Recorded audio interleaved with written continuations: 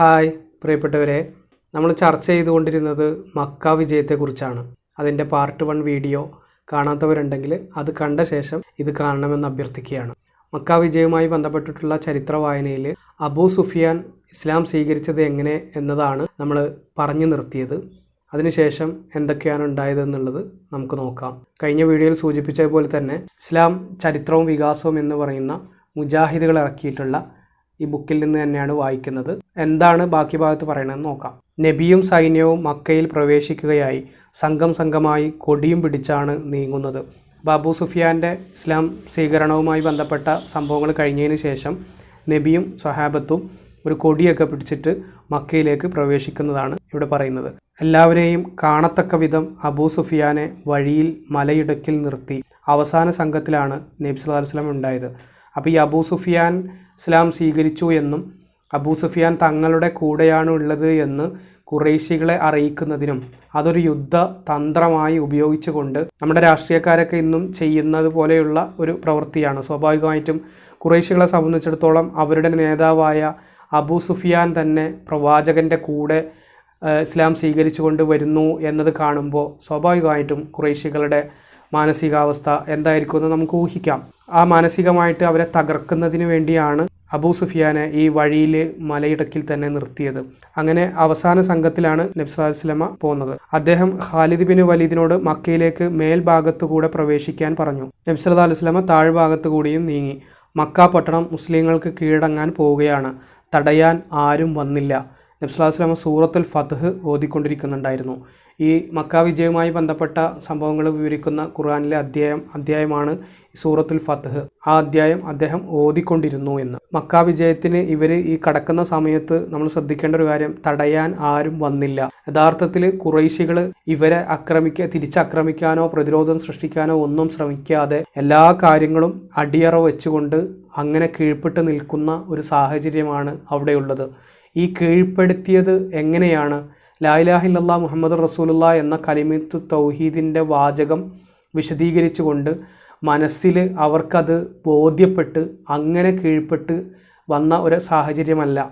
ബദറും ഉഹുദും ഖന്തക്കും ബനൂ ഖുറൈളയും അതുപോലെയുള്ള സകല യുദ്ധങ്ങളും ഖൈബർ അടക്കമുള്ള യുദ്ധങ്ങളൊക്കെ കഴിഞ്ഞ ശേഷമാണ് ഈ മക്ക വിജയത്തിൽ മക്ക കീഴ്പ്പെടുത്തുന്ന ഒരു അവസ്ഥയിലേക്ക് എത്തുന്നത്. മദ്രസകളിൽ നമ്മൾ ഇതൊക്കെ പഠിച്ചു പോയിട്ടുണ്ടെങ്കിലും ഇത് പ്രാക്ടിക്കലായ ഒരു പ്രാവർത്തിക തലത്തിൽ ഒരു സമൂഹം ഇത് എങ്ങനെ ആക്സെപ്റ്റ് ചെയ്തു എന്നോ ആ സമൂഹം അന്നേരം അനുഭവിച്ച വേദനകൾ എത്രയായിരുന്നു എന്നൊന്നും നമ്മളാരും തന്നെ ചിന്തിക്കാത്തത് കൊണ്ടാണ് നമുക്കിതിൻ്റെ ഗൗരവം മനസ്സിലാക്കാതെ പോയത്. യഥാർത്ഥത്തിൽ ദൈവം തമ്പുരാൻ ഇതൊക്കെ കൽപ്പിച്ചു എന്നും എന്നിട്ട് അതേ ദൈവം തമ്പുരാൻ തന്നെ കഴിഞ്ഞ വീഡിയോയിൽ നമ്മൾ സൂചിപ്പിച്ചതുപോലെ രക്തം ചിന്തി ഒരുപാട് ആളുകളുടെ ദീനരോധനങ്ങൾക്ക് സാക്ഷിയാക്കുന്ന ഒരു അവസ്ഥയൊക്കെ ഉണ്ടാക്കി അങ്ങനെ ഈ മതം സ്ഥാപിച്ചെടുക്കേണ്ട ഒരു അവസ്ഥ ഉണ്ടാവുക, ഇതൊന്നും തന്നെ ഒരു ദൈവികമായ ഒരു സംഭവമായിട്ട് നമുക്ക് ഒരിക്കലും നമ്മുടെ വിശേഷ ബുദ്ധി നമുക്കത് സമ്മതിച്ച് തരുന്ന കാര്യമല്ല. ഇനി ഇത് വെറും അന്ധമായിട്ട് വിശ്വസിക്കുന്ന വിശ്വാസികൾ, ആ വിശ്വാസികളെ സംബന്ധിച്ചിടത്തോളം പ്രശ്നം എന്താണ്? ഈ ഇത്തരം കാര്യങ്ങളൊക്കെ വായിക്കുമ്പോഴൊക്കെ പ്രവാചകൻ സല്ലല്ലാഹു അലൈഹി വസല്ലം നടത്തിയത് എത്രയും വലിയ അക്രമമാണെങ്കിലും അത് പ്രവാചകൻ വഹീൻ്റെ അടിസ്ഥാനത്തിലാണ് ചെയ്തത്. അതിലൊരിക്കലും തന്നെ നമ്മളാരും അതിലെ ശരിതെറ്റുകൾ പരിശോധിക്കേണ്ടതില്ല, നമ്മളിലേക്ക് ഇത് വെച്ച് ചിന്തിക്കേണ്ട കാര്യമില്ല എന്നൊക്കെ വിചാരിച്ച് അങ്ങനെ ചിന്തയെ ലോക്കാക്കി ജീവിക്കുന്ന ആളുകളെ സംബന്ധിച്ചിടത്തോളം ഇതിലൊന്നും ഒരു വലിയ പ്രശ്നമുള്ളതായിട്ട് കാണാൻ സാധിക്കില്ല. നേരെ മറിച്ച് മനുഷ്യരെ ഒന്നായി കാണുകയും ജാതിയോ മതമോ രാഷ്ട്രീയമോ ഒന്നിൻ്റെയും വേർതിരിവില്ലാതെ ഒന്നായി കാണുകയും അവരെ നെഞ്ചോട് ചേർത്ത് പിടിക്കുകയോ ഒക്കെ ചെയ്യുന്ന അല്ലെങ്കിൽ അത്തരത്തിൽ ചിന്തിക്കുന്ന ആളുകളെ സംബന്ധിച്ചിടത്തോളമാണ് ഈ പറയുന്ന വസ്തുതകളൊക്കെ ഉൾക്കൊള്ളാനും ചിന്തിക്കാനും അതിനനുസരിച്ച് കാര്യങ്ങളെ വസ്തുനിഷ്ഠമായിട്ട് മനസ്സിലാക്കാനും ഒക്കെ സാധിക്കുള്ളൂ. അല്ലാത്തവരെ സംബന്ധിച്ചിടത്തോളം എത്ര ഭീകരമായ സംഭവങ്ങൾ ഈ ചരിത്രത്തിൽ നിന്ന് വായിച്ച് കേൾപ്പിച്ചാലും അവരുടെ മനസ്സുകൾ ഖതമല്ലാഹു അലാ ഖുലൂബിഹിം എന്ന് ഖുർആനിലൊരു പ്രയോഗമുണ്ട്. അവരുടെ ഹൃദയങ്ങൾക്ക് സീല് വെച്ചിരിക്കുന്നു. ഹൃദയങ്ങൾ എന്നതുകൊണ്ട് ഉദ്ദേശിച്ചത് ചിന്താശക്തിയെ, ബുദ്ധിയെ, വിശേഷ ബുദ്ധിയെ എന്നൊക്കെ ആയിരിക്കാം. പക്ഷേ അന്ന് ചിന്താശേഷിയൊക്കെ ഹൃദയത്തിൽ നിന്നാണ് എന്ന് മനസ്സിലാക്കിയ കാലഘട്ടമായതുകൊണ്ട് ആ ഹൃദയങ്ങൾക്ക് സീല് വെച്ചു. അത് ഇന്ന് നമ്മൾ പറയുകയാണെങ്കിൽ ബുദ്ധിക്ക് സീല് വെച്ച ഒരവസ്ഥയാണ്. ആ ബുദ്ധിക്ക് സീല് വെച്ച ആളുകൾക്ക് ഖതമല്ലാഹു അലാ ഖുലൂബിഹിം എന്ന് പറയുന്ന പോലെ അവരുടെ ബുദ്ധിക്ക് സീല് വെച്ച ആളുകളെ സംബന്ധിച്ചിടത്തോളം ഈ പറയുന്ന കാര്യങ്ങളൊന്നും തന്നെ മനസ്സിലാക്കാൻ കഴിയില്ല. എന്തുകൊണ്ട്? അത് സീല് വെച്ച് മുദ്ര വെച്ച് അങ്ങനെ നിൽക്കുന്ന അവസ്ഥയാണ്. അത് ഓപ്പണായി നിഷ്കളങ്കമായി സത്യസന്ധമായി നീതിയുടെ പക്ഷത്ത് നിന്ന് ചിന്തിക്കാൻ കഴിയുന്ന തരത്തിലേക്ക് അത് ഓപ്പൺ ആകുമ്പോൾ മാത്രമാണ് ഈ കാര്യങ്ങളൊക്കെ പറഞ്ഞാൽ മനസ്സിലാകുകയുള്ളൂ. അതുകൊണ്ടാണ് പുതിയ തലമുറ വിജ്ഞാനം തേടിയുള്ള അവരുടെ യാത്രയിൽ ഈ കാര്യങ്ങളൊക്കെ അവർ കേൾക്കുമ്പോൾ അവർക്ക് പെട്ടെന്ന് ആക്സെപ്റ്റ് ചെയ്യാൻ പറ്റുന്നതും അതിനെക്കുറിച്ച് ചിന്തിച്ച് മനസ്സിലാക്കി ഈ കാര്യങ്ങളൊക്കെ വസ്തുനിഷ്ഠമായിട്ട് നമ്മളെക്കാൾ കൂടുതൽ പ്രാക്ടിക്കലായിട്ട് അവർ ചിന്തിച്ച് മനസ്സിലാക്കുകയൊക്കെ ചെയ്യുന്നത് അതുകൊണ്ടാണ്. അവരെ സംബന്ധിച്ചിടത്തോളം അവരുടെ ബുദ്ധി ഈ ഖതമല്ലാഹു അലാ ഖുലൂബിഹി ഇല്ല. അവരുടെ ഹൃദയങ്ങളായാലും അവരുടെ തലച്ചോറായാലൊക്കെ അതൊക്കെ ഓപ്പണാണ്. അത് നിഷ്കളങ്കമായി സത്യം തേടിയുള്ള യാത്രയിലാണ്. അവർക്ക് സത്യവും നീതിയും ധർമ്മവും ഇതൊക്കെ തിരിച്ചറിയാനുള്ള ഒരു കഴിവ് അവർക്കുണ്ട്. കാരണം അവർ വിശേഷ ബുദ്ധി ഉപയോഗിക്കുന്നുണ്ട്. ഈ വിശേഷ ബുദ്ധി ഉപയോഗിക്കാത്ത ആളുകളെ സംബന്ധിച്ചിടത്തോളം ഈ സീല് വെച്ച അവസ്ഥ ഉള്ളത് കൊണ്ട് തന്നെ ഇതൊന്നും പറഞ്ഞാൽ മനസ്സിലാകില്ല. ഇതാണ് ഇതിൻ്റെ ഒരു ആകത്തുക എന്ന് പറയുന്നത്. ബാക്കി എന്താ പറഞ്ഞത് നോക്കാം. അങ്ങനെ തടയാൻ ആരും വന്നില്ല. നബി സല്ലല്ലാഹു അലൈഹി വസല്ലം സൂറത്തുൽ ഫത്ഹ് ഓതിക്കൊണ്ടിരുന്നു. അള്ളാഹുവിൻ്റെ അനുഗ്രഹത്തിന് അപാരമായി നന്ദി കാണിച്ച് താഴ്മയോടെ പറ്റ തലകുനിച്ച് തൻ്റെ കൊടി നാട്ടിയ സ്ഥാനത്തേക്ക് അദ്ദേഹം നീങ്ങിക്കൊണ്ടിരുന്നു. മക്കയുടെ കീഴടങ്ങൽ സമാധാനപൂർണ്ണമായിരിക്കണമെന്ന് നിർബന്ധമുള്ള നബി സല്ലല്ലാഹു അലൈഹി വസല്ലം പ്രഖ്യാപിച്ചു. ഈ മക്കയുടെ കീഴടങ്ങൽ സമാധാനപൂർണ്ണമായിരിക്കണമെന്ന്, ഒരു പ്രത്യേക തരത്തിലുള്ള സമാധാനം ആയതുകൊണ്ടാണ് അത് സമാധാനപൂർണ്ണമായിരിക്കണമെന്ന് പറയുന്നത്. നമ്മളിപ്പോൾ ബദറും ഉഹുദും കന്തക്കും ഈ ഖൈബറും ബനൂ ഖുറൈളയും ഹുദൈബിയ സന്ധി ലംഘിച്ചതും ഇതെല്ലാം കൃത്യമായിട്ട് ഈ അഹ്ലു സുന്നത്തി വൽ ജമാഅത്തിൻ്റെ ഈ ചരിത്രം പഠിപ്പിക്കുന്ന ഗ്രന്ഥങ്ങളിൽ നിന്ന് നമ്മൾ വായിച്ചു. നിങ്ങളത് കേട്ടിട്ടുണ്ടാകും. അത് കാണാത്തവരുണ്ടെങ്കിൽ ഓരോ വീഡിയോകളും എടുത്ത് കാണണം. അത് ആ ഒരു ഓർഡറിൽ തന്നെ കേട്ട് അത് പഠിച്ച് മനസ്സിലാക്കുമ്പോഴാണ് ഈ മക്ക വിജയത്തിൻ്റെ സംഭവങ്ങളൊക്കെ പറയുന്നതിൻ്റെ ഗൗരവം നമുക്ക് തിരിച്ചറിയാൻ കഴിയുള്ളൂ. യഥാർത്ഥത്തിൽ ആ ഒരു വഴിയിലൂടെ യുദ്ധങ്ങളുടെ രക്തച്ചൊരിച്ചിലുകളുടെ നിരപരാധികളായ ഒരുപാട് ആളുകളുടെ രക്തം ചിന്തി അല്ലെങ്കിൽ അത്തരത്തിൽ ദീനരോധനങ്ങൾക്ക് സാക്ഷിയായിക്കൊണ്ട് ഒരു സമാധാനം സ്ഥാപിക്കുന്നൊരവസ്ഥ, അതിനെ ഒരു പ്രത്യേകതരം സമാധാനം എന്നല്ലാണ്ട് വേറെ എന്താണ് അതിന് പറയുക? ഈ ഒരു സമാധാനമാണ് നമുക്കിത് മുഴുവൻ വായിക്കുമ്പോൾ ദർശിക്കാൻ കഴിയുക. ഈ സമാധാനം, പ്രത്യേക തരത്തിലുള്ള സമാധാനവും പ്രത്യേക തരത്തിലുള്ള കാരുണ്യമൊക്കെ ഇന്നും ഇത് ഫോളോ ചെയ്യുന്ന ഇസ്ലാമിസ്റ്റുകളായ പലരിൽ നിന്നും ഉണ്ടാകുന്നുണ്ട്. അത്തരത്തിലെ അനുഭവങ്ങളുള്ള ആളുകൾക്ക് അത് പെട്ടെന്ന് നമ്മളിത് പറയുമ്പോൾ മനസ്സിലാക്കാൻ കഴിയും. യഥാർത്ഥത്തിൽ വ്യക്തിപരമായിട്ടൊക്കെ ഞാനത് ഒരുപാട് അനുഭവിക്കുന്ന ആളായതുകൊണ്ട് ആ പ്രത്യേക തരത്തിലുള്ള സമാധാനവും പ്രത്യേക തരത്തിലുള്ള കാരുണ്യവും പ്രത്യേക തരത്തിലുള്ള സാഹോദര്യ ബന്ധവും പ്രത്യേക തരത്തിൽ താങ്ങും തണലുമാകുന്നതൊക്കെ വ്യക്തിപരമായി ഞാനും എൻ്റെ കുടുംബമൊക്കെ നന്നായിട്ട് അനുഭവിക്കുന്നുണ്ട്. എത്രയോ വർഷങ്ങളായിട്ട് പതിറ്റാണ്ടുകളായിട്ട് അനുഭവിക്കുന്നുണ്ട്. ആ അനുഭവിക്കുന്നത് കൊണ്ട് തന്നെ ഈ പറയുന്ന പ്രത്യേക സമാധാനം ആരെക്കാളും കൃത്യമായിട്ട് നമുക്ക് മനസ്സിലാക്കാൻ കഴിയും. ഇതുപോലുള്ള അനുഭവങ്ങളിലൂടെ കടന്നുപോയ ആളുകൾക്ക് എത്രയും പെട്ടെന്ന് ഈ പ്രത്യേക തരത്തിലുള്ള സമാധാനവും കാരുണ്യമൊക്കെ മനസ്സിലാക്കാൻ പറ്റുമെന്ന് തന്നെയാണ് വിചാരിക്കുന്നത്. മക്കയുടെ കീഴടങ്ങൽ സമാധാനപൂർണ്ണമായിരിക്കണമെന്ന് നിർബന്ധമുള്ള നബി സല്ലല്ലാഹു അലൈഹി വസല്ലം പ്രഖ്യാപിച്ചു. സ്വന്തം വീട്ടിൽ കടന്ന് വാതിലടക്കുന്നവർക്ക് അഭയമുണ്ട്, പള്ളിയിൽ പ്രവേശിച്ചവർക്കും അഭയമുണ്ട്. അപ്പോൾ അവിടുത്തെ സിറ്റുവേഷൻ എന്താണെന്ന് നിങ്ങൾ ചിന്തിച്ച് നോക്ക്. അവിടെ സമാധാനപൂർണ്ണമായിട്ടുള്ള പ്രത്യേകതരം സമാധാനം ആയതുകൊണ്ടാണ് ആളുകളൊക്കെ വീട്ടിൽ കയറി ഡോർ അടച്ചു കഴിഞ്ഞാൽ അവർ അങ്ങോട്ട് ചെന്ന് ആക്രമിക്കില്ല പോലും. അതുപോലെ തന്നെ പള്ളിയിൽ കയറി അഭയം പ്രാപിച്ച ആളുകളുണ്ടാവും. അവരെ സംബന്ധിച്ചിടത്തോളം അവർക്കും യാതൊരുവിധ അക്രമമോ പ്രശ്നങ്ങളോ കാര്യങ്ങളൊന്നും ഉണ്ടാവില്ല. അതേപോലെ നബിയുടെ കൂടെ നിന്ന അബൂ സുഫിയാൻ സമൂഹത്തിലുള്ള സ്ഥാനം അംഗീകരിച്ചും ജനങ്ങളെ വശീകരിക്കാൻ ഉദ്ദേശിച്ചും ഇങ്ങനെ കൂടി പറഞ്ഞു: ആര് അബൂ സുഫിയാൻ്റെ വീട്ടിൽ പ്രവേശിച്ചുവോ അവർക്ക് അഭിനയമുണ്ട്. അവിടെ ബാക്കി വരുന്ന ജനങ്ങളെ കൂടി ഇദ്ദേഹത്തിൻ്റെ അധികാരത്തിൻ പരിധിയിൽ കൊണ്ടുവരുന്നതിന് വേണ്ടി അദ്ദേഹം നടത്തിയ അല്ലെങ്കിൽ പ്രവാചകൻ നടത്തിയ ഒരു ടെക്നിക്കാണ് എന്ത്? ഈ അബൂ സുഫിയാൻ്റെ വീട്ടിൽ പ്രവേശിച്ചവർക്കും അഭയമുണ്ട് എന്നൊരു പ്രഖ്യാപനം. അപ്പോൾ അബൂ സുഫിയാനെ നേതാവായി കണ്ടുകൊണ്ടിരുന്ന ആളുകൾ, അവർക്കാർക്കും തന്നെ അബൂ സുഫിയാൻ ഈ പെട്ടെന്ന് ഇങ്ങനെ ഇസ്ലാം സ്വീകരിക്കുമെന്നുള്ള ഒരു സംഭവമൊന്നും അവർക്ക് ആക്സെപ്റ്റ് ചെയ്യാൻ പറ്റുന്നതല്ല. പക്ഷേ അബൂ സുഫിയാനിൽ വിശ്വാസമുണ്ടാവും. അബൂ സുഫിയാൻ ചതിക്കില്ലെന്നും അബൂ സുഫിയാനിൽ അഭയം തേടിയാൽ അവർക്ക് അവരുടെ ജീവൻ സേഫാക്കാൻ പറ്റും എന്നുള്ളൊരു ചിന്ത ഉണ്ടാകും. ആ ഒരു ചിന്തയെ ഇവിടെ പ്രവാചകൻ മുതലെടുക്കുകയാണ്. യഥാർത്ഥത്തിൽ ഏറ്റവും വലിയൊരു തന്ത്രമായിരുന്നത്. നബി സല്ലല്ലാഹു അലൈഹി വസല്ലം തനിക്ക് വേണ്ടി തയ്യാർ ചെയ്ത കുബ്ബയിൽ അല്പം വിശ്രമിച്ചു. പിന്നെ വാഹനപ്പുറത്ത് കയറി കഅബയെ ലക്ഷ്യം വെച്ച് നീങ്ങി. റമളാൻ 20 വെള്ളിയാഴ്ച പ്രഭാതത്തിലായിരുന്നു അത്. റമളാൻ 10 ഇവർ മക്ക കീഴടക്കുന്നതിന് വേണ്ടി വന്നത്. അപ്പോൾ 10 ദിവസത്തിന് ശേഷമാണ് പ്രവാചകന് കഅബയെ ലക്ഷ്യമാക്കിയിട്ട് അതിൻ്റെ അടുത്തെത്തുന്നതും അങ്ങോട്ടേക്ക് നീങ്ങുന്നതും. 7 പ്രാവശ്യം കഅബ തവാഫ് ചെയ്തു. കഅബക്ക് ചുറ്റും 360 ബിംബങ്ങൾ സ്ഥാപിക്കപ്പെട്ടിരുന്നു. അപ്പോൾ കഅബയുടെ ചുറ്റും 360 ബിംബങ്ങളുണ്ടായിരുന്നു. അപ്പം സാധാരണ നമ്മൾ ഈ വിഷയങ്ങൾ ഞാൻ മുമ്പ് സംസാരിച്ച ആളുകളൊക്കെയും തന്നെ പറഞ്ഞത് കഅബയുടെ ഉള്ളിലല്ല, കഅബയുടെ പുറത്താണ് വിഗ്രഹങ്ങൾ ഉണ്ടായിരുന്നത്. വിഗ്രഹങ്ങളുള്ള കഅബയെ പ്രവാചകൻ സ്വല്ലല്ലാഹു അലൈഹി വസല്ലമ ത്വവാഫ് ചെയ്തിട്ടില്ല. കാരണം അങ്ങനെ ത്വവാഫ് ചെയ്യുക എന്ന് പറയുന്നത് പച്ചയായ ശിർക്കാണ്. ബിംബങ്ങൾക്ക് ചുറ്റും ത്വവാഫ് ചെയ്യൽ ഇസ്ലാമികപരമായി അള്ളാഹുവിൽ പങ്കു ചേർക്കുന്ന ഒരവസ്ഥ ഉള്ളത് കൊണ്ട് അത് പച്ചയായ ശിർക്കാണ്. ഒരിക്കലും പ്രവാചകൻ അങ്ങനെ ചെയ്തിട്ടില്ല എന്ന് പറഞ്ഞു. നമ്മൾ നമ്മുടെ ചരിത്ര വായനയിൽ മുമ്പും സ്വഹാബത്ത് ഇതേപോലെ ത്വവാഫ് ചെയ്തത്, ബിംബങ്ങളുള്ള കഅബയിൽ ത്വവാഫ് ചെയ്ത് നമ്മൾ വായിച്ചിട്ടുണ്ട്. മാത്രവുമല്ല പ്രവാചകൻ സ്വല്ലല്ലാഹു അലൈഹി വസല്ലമ മക്ക കാലഘട്ടത്തിൽ ജീവിച്ച 13 വർഷവും ഈ കഅബ ത്വവാഫ് ചെയ്യുമ്പോഴും കഅബയുടെ ഫ്രണ്ടിൽ പോയി നിസ്കരിക്കുമ്പോഴും ഒക്കെ ഈ പറയുന്ന വിഗ്രഹങ്ങളൊക്കെയും അതിനകത്തുണ്ട്.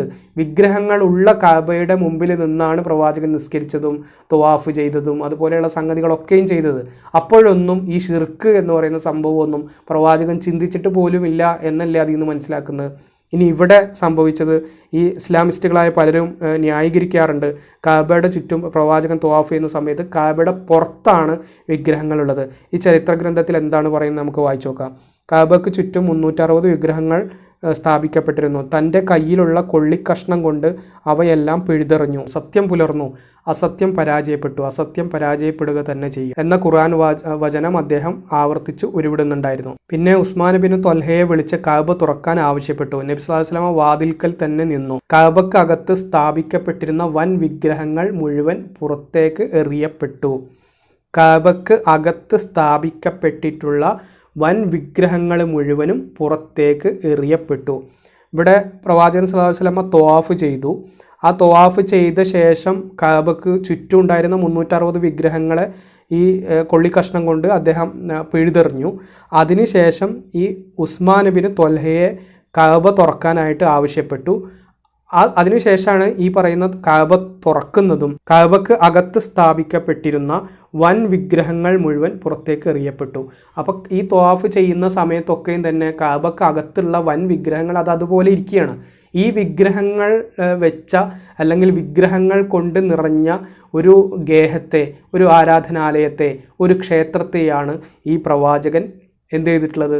ത്വവാഫ് ചെയ്തിട്ടുള്ളത്. ഇന്ന് വിഗ്രഹങ്ങൾ നിറഞ്ഞ ഒരു റൂം, ആ റൂം എന്താണ് നമ്മൾ അതിനെ പറയുക? ആ ബിൽഡിങ്ങിന് എന്താ പറയുക? അത് ക്ഷേത്രമാണ്.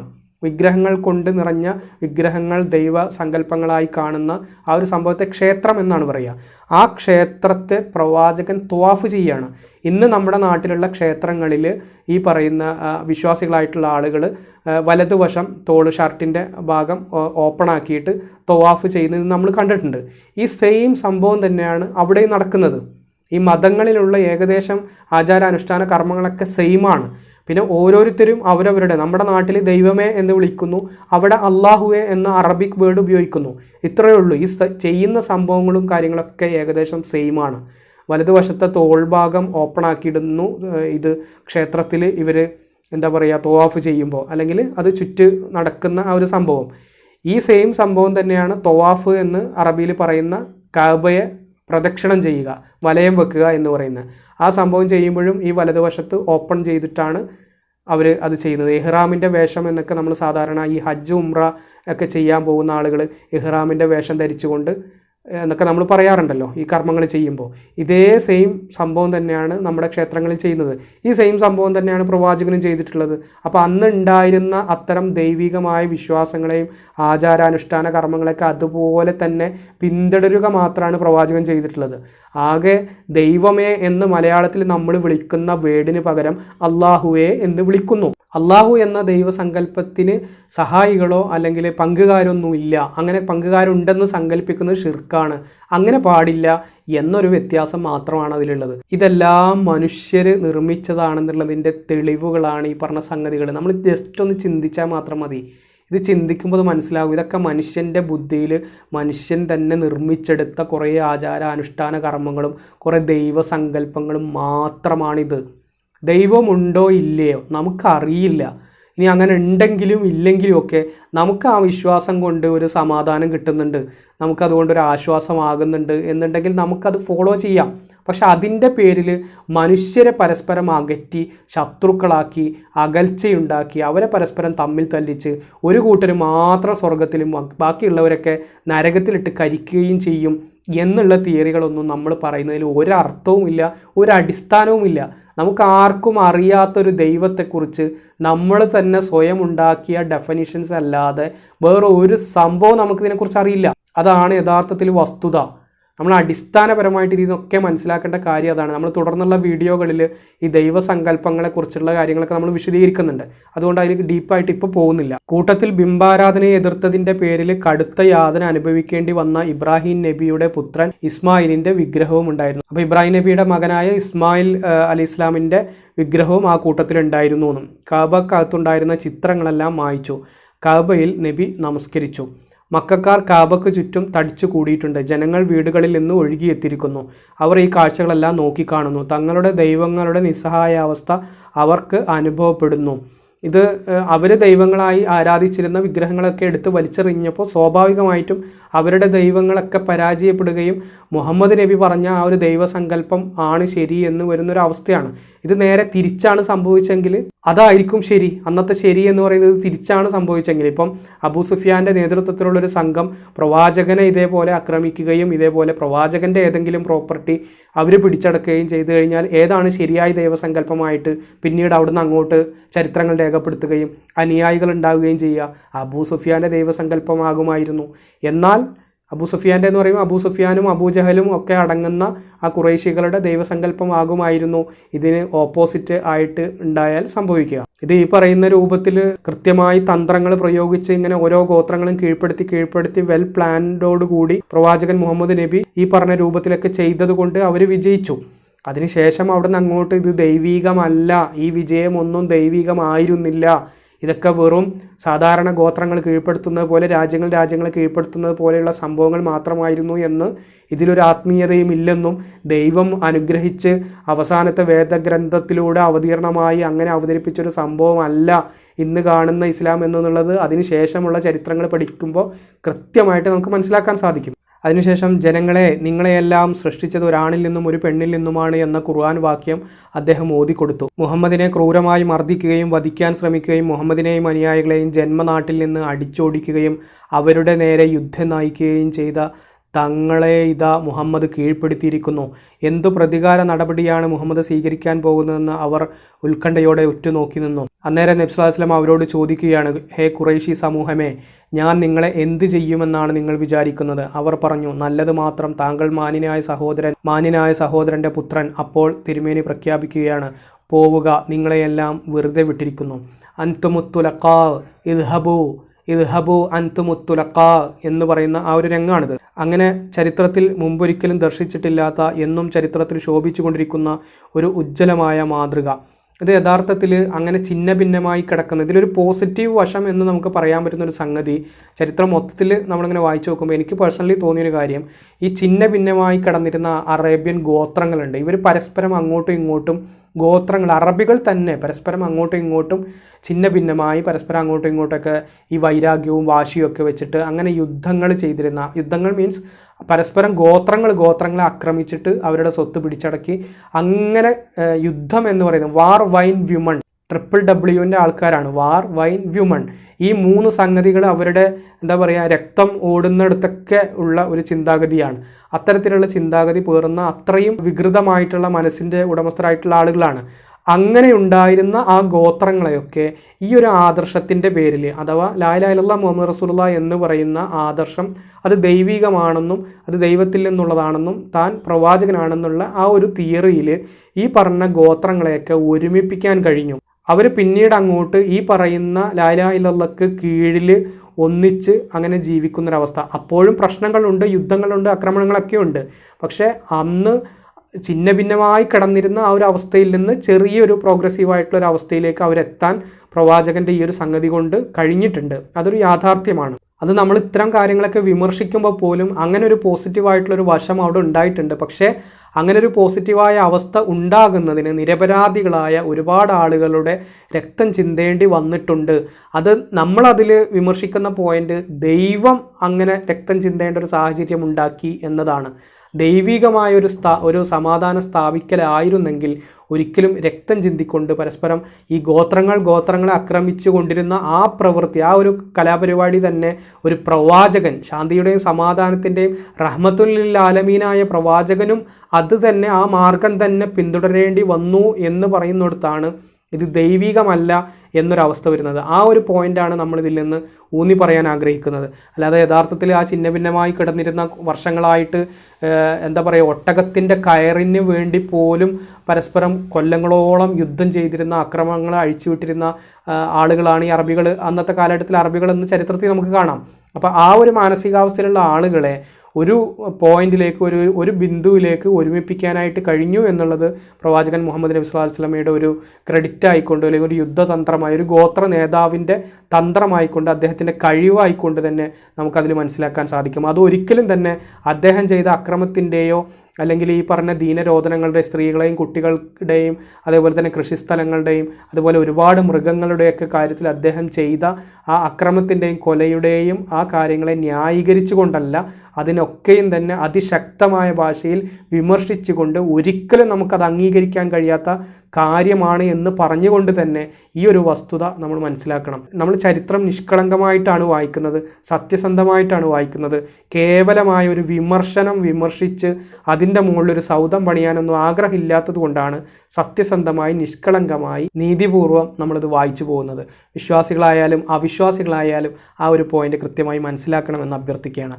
പിന്നെ അതിനുശേഷം എന്താ സംഭവിച്ചത്? കഅബ ശുദ്ധീകരിച്ചതിന് ശേഷം അത് പൂട്ടി താക്കോൽ ഉസ്മാൻ ബിൻ ത്വൽഹയെ തന്നെ തിരിച്ച് ഏൽപ്പിച്ചു. പിന്നെ ബിലാലിനോട് കഅബയുടെ മുകളിൽ കയറി ബാങ്ക് വിളിക്കാൻ ആവശ്യപ്പെട്ടു. നബി സ്വല്ലല്ലാഹു അലൈഹി വസല്ലം ജനങ്ങൾക്ക് ഇമാമായി നമസ്കരിച്ചു. മക്ക വിജയം സമാധാനപൂർവ്വമാണ് നടത്തിയതെങ്കിലും ഖാലിദ് ബിൻ വലീദിന് മക്കയിലേക്കുള്ള പ്രയാണത്തെ തടഞ്ഞ സംഘത്തിലെ 24 പേരും മുസ്ലിങ്ങളുടെ ഭാഗത്തു നിന്ന് 2 പേരും കൊല്ലപ്പെട്ടിരുന്നു. ഈ സമാധാനപൂർണ്ണമായിട്ടുള്ള ഈ ഒരു മക്കം ഫതഹിലും 24 പേര് ഖുറൈശികളുടെ ഭാഗത്തുനിന്ന് കൊല്ലപ്പെട്ടിട്ടുണ്ട്, 2 പേര് മുസ്ലിങ്ങളുടെ ഭാഗത്തുനിന്നും വധിക്കപ്പെട്ടിട്ടുണ്ട്. രക്തം ചിന്താതെയല്ല, സമാധാനത്തിൻ്റെ ഒരു സംഭവമൊക്കെ പല സ്ഥലങ്ങളിലും പറഞ്ഞിട്ടുണ്ടെങ്കിലും ഇവിടെ പറയുന്നത് 24 പേര് അവരുടെ ഭാഗത്തുനിന്നും അതേപോലെ 2 പേര് മുസ്ലിങ്ങളുടെ ഭാഗത്തു നിന്നും കൊല്ലപ്പെട്ടിട്ടുണ്ട്. അപ്പോൾ 24ഉം 2ഉം 26 പേരുടെ ജീവൻ നഷ്ടപ്പെട്ടിട്ടാണ് ഈ പറഞ്ഞ സംഗതി നടന്നിട്ടുള്ളത്.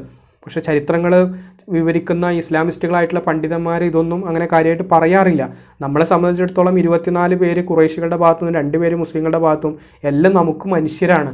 മനുഷ്യരായ 24ഉം 2ഉം 26 പേര്, മനുഷ്യരായ 26 പേരുടെ ജീവൻ നഷ്ടപ്പെട്ടിട്ടുണ്ട്. നബി സല്ലല്ലാഹു അലൈഹി വസല്ലം പൊതുമാപ്പ് നൽകിയെങ്കിലും കൊടുക്രൂരതകൾ കാണിച്ച ചിലരെ വധശിക്ഷയിൽ നിന്ന് ഒഴിവാക്കിയിട്ടില്ല. അപ്പോൾ വധശിക്ഷയും ഉണ്ടായിട്ടുണ്ട്. ഇതിൽ വധശിക്ഷയിൽ നിന്ന് ഒഴിവാക്കാത്ത ചിലരുടെ കാര്യങ്ങൾ പറയുന്നുണ്ട്. നബി സല്ലല്ലാഹു അലൈഹി വസല്ലമയുടെ വഹിയിൻ്റെ എഴുത്തുകാരനായിരുന്ന അബ്ദുല്ലാഹിബ്നു അബി സർഹ് അവരിൽ ഒരാളാണ്. ഈ അബ്ദുല്ലാഹിബ്നു അബി സർഹിൻ്റെ ഒരു കാര്യം നമ്മൾ പ്രത്യേകിച്ച് പറയേണ്ട ഒരു കാര്യം തന്നെയാണ്. അദ്ദേഹം പ്രവാചകൻ സല്ലല്ലാഹു അലൈഹി വസല്ലമക്ക് വഹി ഇറങ്ങുന്ന സന്ദർഭത്തിൽ അദ്ദേഹമാണ് അത് രേഖപ്പെടുത്തിയിരുന്നത്. അപ്പോൾ അങ്ങനെ പ്രവാചകൻ്റെ വഹി ഇറങ്ങുന്ന സമയങ്ങളിൽ അത് രേഖപ്പെടുത്താനും ലോകാവസാനം വരെയുള്ള മനുഷ്യർക്ക് അതിരുന്ന് ഇന്ന് നമ്മൾ പാരായണം ചെയ്യുന്ന രൂപത്തിലേക്ക് എത്താനൊക്കെ കാരണക്കാരനായ ആ ഒരു വ്യക്തിയാണ് അബ്ദുല്ലാഹിബ്നു അബി സർഹ്. ഈ അബി സർഹിനെ പ്രവാചകൻ വധിക്കാനായിട്ട് ഉത്തരവിട്ടിട്ടുണ്ടായിരുന്നു. ഈ അബി സർഹ് ചെയ്ത തെറ്റെന്താണ്? ഖുർആനിൽ അദ്ദേഹം എഴുതിയ സംഗതികളിൽ പലതും അദ്ദേഹത്തിൻ്റെ വാക്കുകളിലൂടെ അദ്ദേഹം ചില ആയത്തുകളൊക്കെ പൂർത്തീകരിച്ചിട്ടുണ്ട്. ആ പൂർത്തീകരിച്ച കാര്യങ്ങൾ, ഇപ്പോൾ ഉദാഹരണത്തിന് അഹ്സനുൽ ഖാലിഖീൻ എന്ന് പറയുന്ന സംഭവം, അത് അദ്ദേഹം കയ്യിൽ നിന്നിട്ട് എഴുതുക എന്ന് നമ്മളൊന്ന് പറയില്ലേ, അത് ഞാൻ കയ്യിൽ നിന്നിട്ടതാണെന്ന് പറയില്ലേ, അതേപോലെ കയ്യിൽ നിന്നിട്ട് എഴുതിയ ഒരു സംഭവമുണ്ട്. അത് ചരിത്രങ്ങളിൽ നമുക്ക് വായിക്കാൻ കഴിയും. അപ്പോൾ അങ്ങനെ ഒരു സംഗതി ചെയ്തു. അപ്പോൾ പ്രവാചകൻ പറയുന്ന ഈ വഹീൻ്റെ കാര്യങ്ങളൊക്കെ പ്രവാചകൻ സ്വയം പറയുന്നതാണെന്നും അത് എഴുതുന്ന സന്ദർഭത്തിൽ അതൊരു പ്രാസം ഒപ്പിക്കുന്നതിന് വേണ്ടി എൻ്റെ കയ്യിൽ നിന്നുള്ള എൻ്റെ കഴിവനുസരിച്ചിട്ട് ഉള്ള സംഗതികൾ ഞാൻ എൻ്റെ കയ്യിൽ നിന്നിട്ടിരുന്നു എന്ന് പറഞ്ഞതിൻ്റെ പേരിൽ, അഥവാ ഇതൊന്നും ദൈവം തമ്പുരാൻ വഹിയിലൂടെ മുഹമ്മദ് നബിയിലൂടെ അവതരിപ്പിച്ച് തരുന്നതല്ല, മുഹമ്മദ് നബി സ്വയം പറയുന്നതാണെന്നും ആ പറഞ്ഞ കാര്യങ്ങളിൽ ഒരു ഭംഗിക്ക് വേണ്ടി ഒരു പ്രാസം ഒപ്പിക്കുന്നതിനിടയിൽ ഒരു സാഹിത്യപരമായ രൂപത്തിൽ ആയത്ത് പൂർത്തീകരിക്കുന്നതിന് വേണ്ടി തൻ്റെ കയ്യിൽ നിന്നുള്ള വാചകങ്ങൾ വെക്കുമ്പോൾ പ്രവാചകൻ അത് അനുവദിച്ച് കൊടുക്കുകയും ചെയ്തിരുന്നു എന്നുള്ള ആ ഒരു പരമാർത്ഥം പറഞ്ഞതിൻ്റെ പേരിൽ, അത് ജനങ്ങളോട് വിളിച്ച് പറഞ്ഞതിൻ്റെ പേരിൽ, അങ്ങനെ പറയുന്നതോടുകൂടി ഖുർആൻ ദൈവികമല്ല എന്നൊരവസ്ഥയിലാണ് അവിടെ വരുന്നത്. ആ ഒരു സത്യം അദ്ദേഹം ബോധ്യപ്പെട്ടതുകൊണ്ട് അദ്ദേഹം അതവിടെ പറഞ്ഞു. ആ സത്യം പറഞ്ഞതിൻ്റെ പേരിൽ അദ്ദേഹത്തെ അവിടെ വധിക്കാൻ ഓർഡർ ഇടുകയാണ്. ഇതൊക്കെ എത്ര ക്ലിയർ ആയിട്ട് നമുക്ക് സിമ്പിളായിട്ട് മനസ്സിലാക്കാൻ പറ്റുന്ന കാര്യമാണ്. അപ്പോൾ പിന്നെ ഈ പരിശുദ്ധ ഖുർആൻ എങ്ങനെയാണ് ഉണ്ടായത് എന്നുള്ളത് നമുക്ക് മനസ്സിലാക്കാൻ സാധിക്കും, സിമ്പിളായിട്ട് മനസ്സിലാക്കാൻ സാധിക്കും. അതിനുശേഷം എന്താണെന്ന് നോക്കുക. മതം മാറി മുശ്രിക്കുകളുടെ പക്ഷത്ത് ചേർന്ന അയാൾ താൻ വഹി എഴുതുമ്പോൾ തൻ്റെ വക അതിൽ കൂട്ടിച്ചേർക്കാറുണ്ടായിരുന്നെന്ന് ജനങ്ങൾക്കിടയിൽ പ്രചരിപ്പിച്ചു. കടുത്ത വഞ്ചന നടത്തുകയായിരുന്നു. അത് നമ്മളിപ്പോൾ പറഞ്ഞ സംഗതി. അബ്ദുല്ലാഹിബിന് ഖത്തൽ ഇസ്ലാം സ്വീകരിച്ച ശേഷം തൻ്റെ യജമാനനെ വധിക്കുകയും മുർത്തദ്ദായി മുശ്രിക്കുകളുടെ പക്ഷത്ത് ചേർന്ന് നബി സല്ലല്ലാഹു അലൈഹി വസല്ലമയെ ആക്ഷേപിക്കുന്ന ഗാനങ്ങൾ പെൺകുട്ടികളെ കൊണ്ട് പാടിക്കുകയും ചെയ്യുന്നുണ്ടായിരുന്നു. എന്നാൽ വധശിക്ഷ വിധിക്കപ്പെട്ടവർക്ക് തന്നെയും നബി സല്ലല്ലാഹു അലൈഹി വസല്ലമ പിന്നീട് മാപ്പ് കൊടുത്തു. ഉസ്മാൻ ബിൻ അഫ്ഫാൻ അഭയം നൽകിയതനുസരിച്ച് നബി സല്ലല്ലാഹു അലൈഹി വസല്ലമ ഇബ്നു അബി സർഹിനെ വെറുതെ വിട്ടു. അപ്പോൾ ഈ അബി സർഹ് ഉസ്മാൻ റളിയല്ലാഹു അൻഹുവിൻ്റെ ഒരു ഫാമിലി മെമ്പറാണ് എന്ന് പറയുന്നുണ്ട്. അദ്ദേഹം ഉസ്മാൻ റളിയല്ലാഹു അൻഹു അദ്ദേഹത്തിന് അഭയം കൊടുത്തുകൊണ്ട് നബി സല്ലല്ലാഹു അലൈഹി വസല്ലമ പിന്നീട് വെറുതെ വിടുകയാണ് ചെയ്തത്. അപ്പോൾ ഉസ്മാൻ റളിയല്ലാഹു അൻഹു അദ്ദേഹത്തെ സപ്പോർട്ട് ചെയ്യുന്നു. അപ്പോൾ ഈ അബി സർഹിന് ചോദിക്കാനും പറയാനും ഇസ്ലാമിൻ്റെ പക്ഷത്ത് നിന്ന് തന്നെ പിന്നീട് ഖലീഫയായ ഉസ്മാൻ റളിയല്ലാഹു അൻഹു തന്നെ രംഗത്തിറങ്ങിയപ്പോൾ നബി പിന്നെ അതിന് അംഗീകാരം കൊടുക്കുകയാണ് ചെയ്തത്. മക്ക വിജയ ദിവസം പോലും ആക്രമണങ്ങൾ നടത്തിയ ഇക്രിമത്ത് ബിൻ അബി ജഹലിനെ വധത്തിൽ നിന്ന് രക്ഷപ്പെടാൻ യമനിലേക്ക് ഓടിപ്പോയി. ഇക്രിമത്ത് ബിൻ അബി ജഹൽ, അബൂജഹലിൻ്റെ മകനാണ് ഇക്രിമ. ഈ ഇക്രിമ അദ്ദേഹത്തെ ശിക്ഷിക്കുമോ എന്ന് ഭയപ്പെട്ടിട്ട് യമനിലേക്ക് ഓടിപ്പോയി. ഇസ്ലാം സ്വീകരിച്ച അദ്ദേഹത്തിൻ്റെ ഭാര്യ ഉമ്മു ഹക്കീം ഭർത്താവിനെ വിളിച്ചു കൊണ്ടുവന്ന് നബിയുടെ മുമ്പിൽ ഹാജരാക്കി. ഇക്രിമനെ അദ്ദേഹത്തിൻ്റെ ഭാര്യ ഇസ്ലാം സ്വീകരിച്ചിരുന്നു. അവർ വിളിച്ചു കൊണ്ടുവന്നിട്ട് നബിയുടെ അടുത്ത് ഹാജരാക്കുകയും എന്നിട്ട് അവർക്ക് വേണ്ടി ശുപാർശ നടത്തുകയും ചെയ്തു. ഉഹുദിലെ രക്തസാക്ഷിത്വം വഹിച്ച ഹംസയുടെ കരൾ മുറിച്ചെടുത്ത് ചവച്ചു തുപ്പിയ ഹിന്ദും അബൂ സുഫിയാൻ്റെ ഭാര്യയാണ് മാപ്പ് നൽകപ്പെട്ടവരിൽ ഉൾപ്പെടും. ഈ അബൂ സുഫിയാൻ്റെ ഭാര്യയും അബൂ സുഫിയാനൊക്കെ ഇസ്ലാം സ്വീകരിച്ചുകൊണ്ട് തന്നെ അവർക്കൊക്കെ മാപ്പ് കൊടുക്കേണ്ടി വന്നു. അബൂ സുഫിയാൻ ഇസ്ലാം സ്വീകരിക്കാൻ തീരുമാനിച്ചപ്പോൾ അദ്ദേഹത്തിൻ്റെ മീശക്ക് പിടിച്ച് പിൻവാങ്ങാൻ നിർബന്ധിച്ച വനിതയാണ് ഹിന്ദ് അപ്പോൾ ആദ്യം അതിനൊക്കെ എതിർത്തിരുന്നു. അബൂ സുഫിയാൻ ഇസ്ലാം സ്വീകരിച്ചതിൻ്റെ പേരിൽ അദ്ദേഹത്തോട് വിയോജിപ്പ് പ്രകടിപ്പിക്കുകയും അദ്ദേഹത്തിൻ്റെ മീശ പിടിച്ച് വലിക്കുകയൊക്കെ ചെയ്ത സംഭവങ്ങളുണ്ട്. അതിനുശേഷം നബി സല്ലല്ലാഹു അലൈഹി വസല്ലമയെ അഭിമുഖീകരിക്കുന്നതിനുള്ള ലജ്ജ കാരണം മുഖം മൂടി അണിഞ്ഞാണ് ഹിന്ദ് അദ്ദേഹത്തിൻ്റെ മുമ്പിൽ വന്ന് ഇസ്ലാം സ്വീകരിച്ച് ഉടമ്പടി ചെയ്തത്. ഇവരൊക്കെ ഈ മക്ക വിജയിച്ചതോടുകൂടി തന്നെ ഇസ്ലാം സ്വീകരിക്കുക എന്ന ഓപ്ഷൻ അല്ലാതെ വേറൊരു ഓപ്ഷൻ അവരുടെ മുമ്പിലില്ല. അതുകൊണ്ടാണ് ഇസ്ലാമിനോട് ഇത്രയേറെ ശത്രുത പുലർത്തിയ ആളുകളൊക്കെ പിന്നെ ഈ പറഞ്ഞ രൂപത്തിൽ ഇസ്ലാം സ്വീകരിക്കേണ്ട ഒരു അവസ്ഥയിൽ എത്തിച്ചേർന്നതും അവർ പിന്നീട് ഇസ്ലാം സ്വീകരിക്കുന്നതും ഒക്കെ. അല്ലാതെ അവരെ സംബന്ധിച്ചിടത്തോളം അവിടെ വിശ്വാസികളായിക്കൊണ്ടല്ലാതെ പിന്നീട് നിൽക്കാൻ പറ്റില്ല. കാരണം ഇതിൻ്റെ അവസാനത്തിൽ നമുക്ക് വായിക്കാൻ പറ്റും, അങ്ങനെ ഒരു ഇസ്ലാമിക രാജ്യം അല്ലെങ്കിൽ ഒരു ഇസ്ലാമിക രാഷ്ട്രം അല്ലെങ്കിൽ ഇസ്ലാമിക വലിയ ഗോത്രം അവിടെ നിർമ്മിക്കപ്പെട്ടു. ആ നിർമ്മിക്കപ്പെട്ടതിൻ്റെ പ്രാഥമികമായ ഒരു പൂർത്തീകരണം നടന്ന വേളയിൽ അവിടെ ബാക്കിയുള്ള ആളുകൾക്ക് ഇസ്ലാം സ്വീകരിക്കുക, പ്രവാചകനെ അംഗീകരിക്കുക, പ്രവാചകത്തിൻ്റെ അധികാരത്തിന് കീഴിലെ മെമ്പറായി ജീവിക്കുക എന്ന ഓപ്ഷൻ അല്ലാതെ വേറൊരു ഓപ്ഷൻ ഇല്ല. കാരണം അബൂ സുഫിയാൻ വരെ ആ തരത്തിൽ ചെയ്യേണ്ടി വന്നെങ്കിൽ ബാക്കിയുള്ള ആളുകളുടെ കാര്യം പറയണോ? അതാണ് യഥാർത്ഥത്തിൽ അവിടെ സംഭവിച്ചത്. അതിനുശേഷം തിരിച്ചു വീട്ടിലെത്തിയ ഹിന്ദ് അവരുടെ കുടുംബ വിഗ്രഹം തച്ചുടച്ചു. ഹംസയുടെ ഘാതകനായ വഹ്ഷിയും ഇസ്ലാം സ്വീകരിക്കുകയും തുടർന്ന് നബി സല്ലല്ലാഹു അലൈഹി വസല്ലമ അദ്ദേഹത്തിന് മാപ്പ് നൽകുകയും ചെയ്തു. ഈ ഹംസ റളിയല്ലാഹു അൻഹുവിനെ കൊന്ന ആളാണ് ഈ വഹ്ഷി. അദ്ദേഹവും ഇസ്ലാം സ്വീകരിക്കേണ്ടി വന്നു. അതോടുകൂടി അദ്ദേഹത്തിന് മാപ്പ് നൽകി. കഅബ് ബിൻ സുഹൈർ മദീനയിലെത്തി ഇസ്ലാം പ്രഖ്യാപിച്ചു. നബി സല്ലല്ലാഹു അലൈഹി വസല്ലമക്ക് ഒരു കവിത സമ്മാനിക്കുകയും ചെയ്തു. ഈ കഅബ് ബിൻ സുഹൈർ എന്ന് പറയുന്ന വ്യക്തി ഒരു കവിയാണ്. അദ്ദേഹം ഇസ്ലാമിനെതിരെ ഒരുപാട് കവിതകൾ എഴുതിയ മനുഷ്യനാണ്. അദ്ദേഹം ഈ പറഞ്ഞ പോലെ ഇസ്ലാം സ്വീകരിച്ച ശേഷം നബിക്ക് വേണ്ടി അദ്ദേഹത്തിൻ്റെ കഴിവ് ഉപയോഗിച്ചുകൊണ്ട് ഒരു കവിത എഴുതുകയും അത് പ്രവാചകന് സമ്മാനിക്കുകയും ചെയ്തു. 15 ദിവസം നബി സല്ലല്ലാഹു അലൈഹി വസല്ലം അനുചരന്മാരും മക്കയിൽ താമസിച്ചു. പുരുഷന്മാരും സ്ത്രീകളുമായി ധാരാളം പേർ നബിയെ സമീപിച്ച് ഇസ്ലാം സ്വീകരിക്കുകയും പരിശുദ്ധ ജീവിതം നയിക്കാമെന്ന് ബൈഅത്ത് അഥവാ ഉടമ്പടി ചെയ്യുകയും ചെയ്തു. ബത്നുൽ നഖയിൽ സ്ഥാപിക്കപ്പെട്ട ഖുറൈശികളുടെ പ്രധാന വിഗ്രഹമായ ഉസ്സയെ ഖാലിദ് ബിൻ വലീദും മക്കയിൽ നിന്ന് 3 മൈൽ അകലെയുള്ള ഹുദൈലിൻ്റെ വിഗ്രഹമായ സുആയിനെ അംർ ബിൻ ആസും കൽബ് ഖുസാ ഗോത്രങ്ങളുടെ വിഗ്രഹമായ മനാത്തയെ സെയ്ദ് ബിനു സൈദും തകർത്തു. അപ്പോൾ ഈ പറഞ്ഞ ലാത്ത ഉസ്സ മനാത്ത പോലെയുള്ള എല്ലാ വിഗ്രഹങ്ങളെയും ഈ പറഞ്ഞ രൂപത്തിൽ ഓരോ ആളുകളും തകർത്തു, തരിപ്പണമാക്കി. അതോടുകൂടി വിഗ്രഹങ്ങളില്ലാത്ത ഒരു സ്ഥലമായി ഈ പറയുന്ന കഅബയും മക്കയും ഒക്കെ മാറി. കഅബയും മക്കയും പൂർണ്ണമായും ബിംബങ്ങളിൽ നിന്ന് ശുദ്ധീകരിക്കപ്പെട്ടു. മക്കയുടെ ആധിപത്യം പൂർണ്ണമായും മുസ്ലിങ്ങളുടെ കൈകളിലായി. ജസീറത്തുൽ അറബിൻ്റെ എല്ലാ പ്രദേശങ്ങളിലും ഇസ്ലാമിൻ്റെ കീഴിൽ കൊണ്ടുവരുവാൻ നബി ശ്രമം ആരംഭിച്ചു. ബാക്കിയുള്ള ആ ചുറ്റുഭാഗമുള്ള രാജ്യങ്ങളൊക്കെ അല്ലെങ്കിൽ രാഷ്ട്രങ്ങളോ അല്ലെങ്കിൽ ആ പറയുന്ന ഗോത്രങ്ങളെയൊക്കെ തന്നെ ഈ ജസീറത്തുൽ അറബിൻ്റെ ഇസ്ലാമിൻ്റെ ഈ ഒരു പ്രദേശമാക്കി മാറ്റുന്നതിന് വേണ്ടിയുള്ള ശ്രമം നബി അതോടുകൂടി ശക്തിയോടെ ശ്രമം ആരംഭിച്ചു. പരിസര പ്രദേശങ്ങളിലുള്ളവരെയെല്ലാം ഇസ്ലാമിലേക്ക് ക്ഷണിക്കുകയും ചെയ്തു. അതിനുശേഷവും പിന്നീട് യുദ്ധങ്ങൾ ഉണ്ടായിട്ടുണ്ട്, ഹുനൈൻ ത്വായിഫ് യുദ്ധങ്ങളൊക്കെ ഉണ്ടായിട്ടുണ്ട്. അത് നമുക്ക് അടുത്ത വീഡിയോയിൽ ചർച്ച ചെയ്യാമെന്ന് വിചാരിക്കുന്നു. ഇതാണ് മക്ക വിജയവുമായി ബന്ധപ്പെട്ട് ഈ മുജാഹിദുകൾ ഇറക്കിയിട്ടുള്ള ഇസ്ലാം ചരിത്രവും വികാസവും എന്ന് പറയുന്ന ബുക്കിൽ പ്രതിപാദിച്ചിട്ടുള്ള കാര്യങ്ങൾ. നിങ്ങൾ നിങ്ങളുടെ നിഷ്കളങ്കമായ ബുദ്ധി കൊണ്ട് ചിന്തിച്ചു നോക്കുക. മക്ക വിജയം ഇസ്ലാമിൻ്റെ പ്രാഥമിക പൂർത്തീകരണത്തിൻ്റെ ഭാഗമായുള്ള ഏറ്റവും പ്രധാനപ്പെട്ടിട്ടുള്ള ഒരു ചരിത്ര സംഭവമാണെന്ന് നമ്മൾ തുടക്കത്തിൽ പറഞ്ഞു. ഈ മക്ക വിജയത്തിൻ്റെ ചരിത്രം ഇവിടെ പൂർത്തീകരിക്കപ്പെടുമ്പോൾ നിഷ്കളങ്കമായിട്ട് വിശ്വാസികളും അവിശ്വാസികളുമായിട്ടുള്ള എൻ്റെ പ്രിയപ്പെട്ടവരെ നിങ്ങൾ ചിന്തിച്ചു നോക്കുക.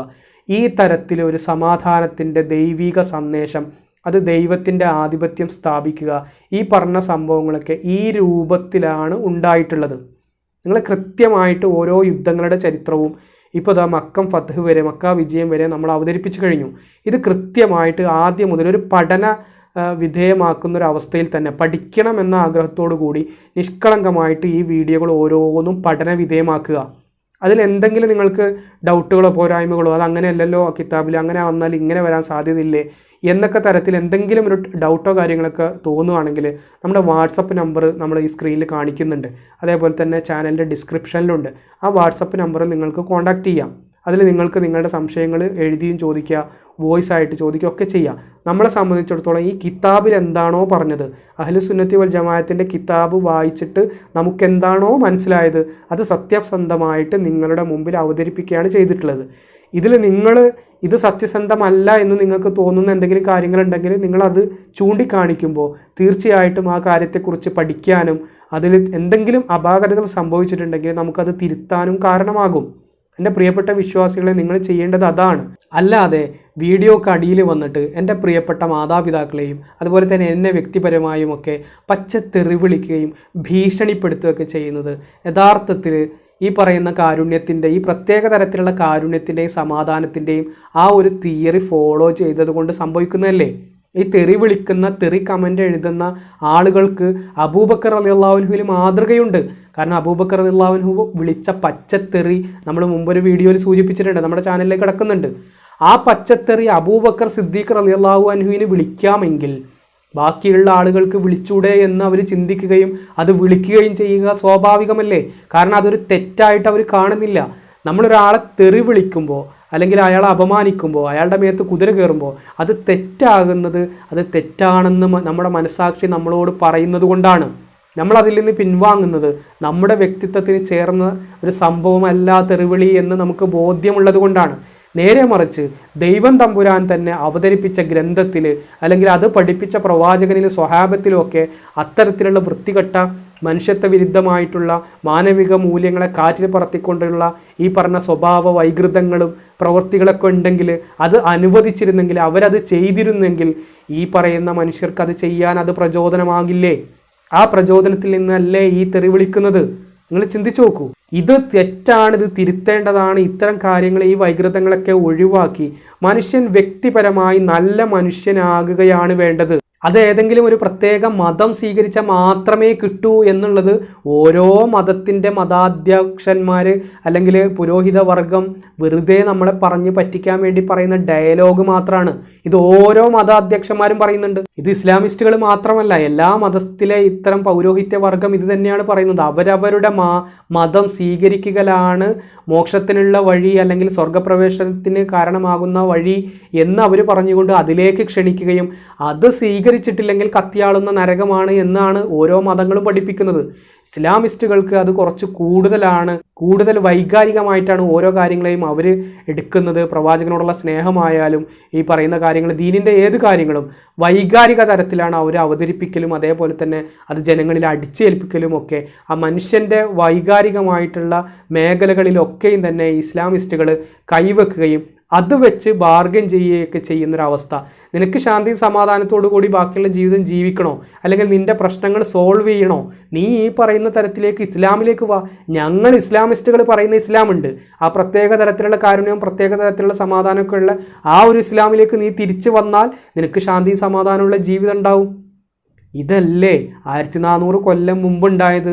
അത് തന്നെയല്ലേ 2025 ചെയ്തുകൊണ്ടിരിക്കുന്നത് ഇസ്ലാമിസ്റ്റുകളായിട്ടുള്ള ആളുകൾ?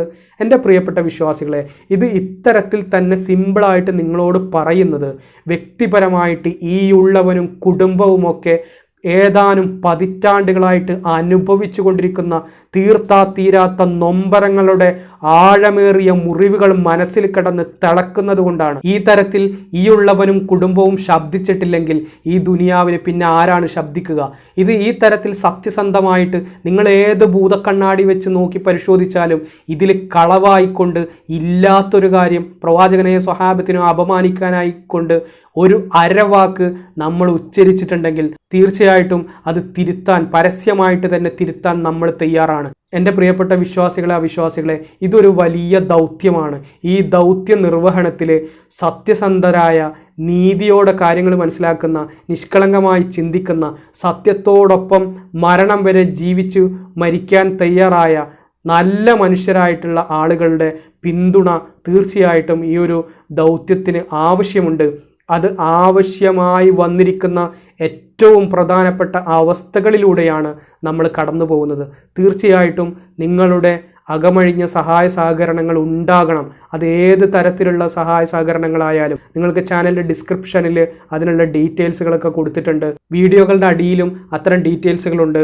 വാട്സപ്പിൽ നിങ്ങൾക്ക് പേഴ്സണലി കോൺടാക്റ്റ് ചെയ്യാം. ഈ സത്യം നിങ്ങളോട് പങ്കുവെക്കുന്നത് നമ്മൾ ജീവിക്കുന്ന ഈ ഒരു തലമുറക്ക് വേണ്ടി മാത്രമല്ല, വരാൻ പോകുന്ന നമ്മളുടെ കൈകളിൽ അമാനത്തായി ഏൽപ്പിക്കപ്പെട്ട അഥവാ പ്രകൃതി നമ്മളെ വിശ്വസിച്ച് ഏൽപ്പിച്ച നമ്മുടെ കണ്ണിലെ കൃഷ്ണമണികളെപ്പോലെ നമ്മൾ കൊണ്ടു നടക്കുന്ന നമ്മുടെ പ്രിയപ്പെട്ട നമ്മുടെ മക്കൾ, ആ മക്കൾ ഈ പറയുന്ന മതഭ്രാന്തിനടിമപ്പെടാതെ സ്വതന്ത്രമായി ചിന്തിച്ച് നല്ല മനുഷ്യരായി ജീവിച്ച് സ്വയം നന്നാകുന്നതോടൊപ്പം തന്നെ ഇതര മനുഷ്യരെ ജാതിയുടെയോ മതത്തിൻ്റെയോ രാഷ്ട്രീയത്തിൻ്റെയോ ഒന്നിൻ്റെയും പേരിൽ അകറ്റി നിർത്താതെ അത്തരത്തിലുള്ള ആയത്തുകളോ വചനങ്ങളോ ഒക്കെ ഉണ്ടെങ്കിൽ അതൊക്കെ തള്ളിക്കളഞ്ഞുകൊണ്ട് തന്നെ ദൈവത്തിൽ വിശ്വസിക്കണമെങ്കിൽ ആ വിശ്വാസം ഒരിക്കൽ പോലും അപരന് ഒരു തരത്തിലും പ്രയാസമുണ്ടാകാതെ സ്വകാര്യമായി കൊണ്ട് നടന്നുകൊണ്ട് അങ്ങനെ ജീവിക്കാൻ, അല്ലെങ്കിൽ അങ്ങനെ ചിന്തിച്ചുകൊണ്ട് ജീവിക്കാനും, മനുഷ്യരാണ് എന്ന ഏക കോൺസെപ്റ്റിൽ ചിന്തിച്ച് അങ്ങനെ ഒരു നല്ല തലമുറയുടെ സൃഷ്ടിപ്പിനും വേണ്ടിയാണ് ഈ തരത്തിലൊക്കെ നമ്മൾ സംസാരിക്കുന്നത്.